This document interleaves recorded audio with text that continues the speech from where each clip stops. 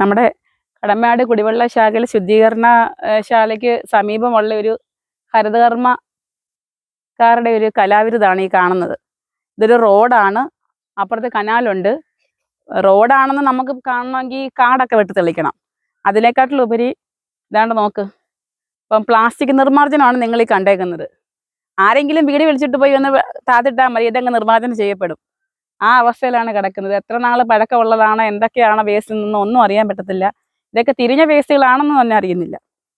അപ്പം ആ ഒരു ബോക്സ് ഷെഡും ഒക്കെ അടിച്ചു വെച്ചിട്ടുണ്ട്, ബോർഡും ഉണ്ട്. ഹരിതകർമ്മക്കാരുടെ നമ്മുടെ മാലിന്യം നമ്മുടെ ഉത്തരവാദിത്വമാണ്. ഇതാണ് ഈ ഉത്തരവാദിത്വത്തിൻ്റെ ലക്ഷണം.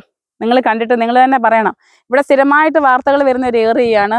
ഇപ്പം കടയിൽ നിന്നും അവിടുന്ന് ഇവിടുന്നൊക്കെ വേസ്റ്റ് കാണുന്ന ആരോ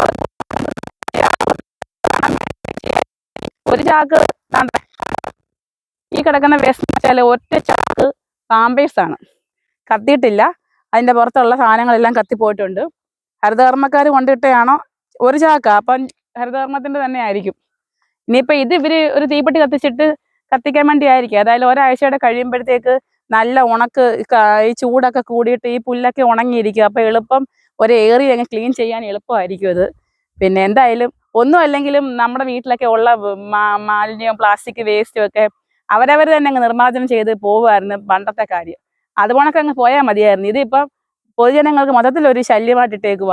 ഈ ഏറിയിലെങ്ങും വീടുകളില്ലെന്ന് തോന്നുന്നു, എന്തുവാന്നാ. ഏതായാലും ഈ റോഡും കാണാൻ വയ്യ, ഒന്നും കാണാൻ വയ്യ.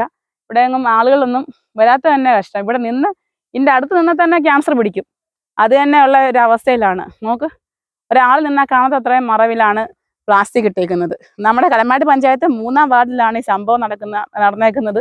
ഇതിപ്പോൾ ഇന്നും ഇന്നലെയായിട്ട് കൊണ്ടിട്ടേ അല്ല, കാലങ്ങളായിട്ട് കൊണ്ടുവന്ന് കുമിഞ്ഞുകൂടി കിടക്കുന്ന ഒരു വേസ്റ്റാണ്, പ്ലാസ്റ്റിക് വേസ്റ്റാണ്. ഇതിൻ്റെ അടുത്ത് നിന്നാൽ തന്നെ രോഗം പിടിക്കും.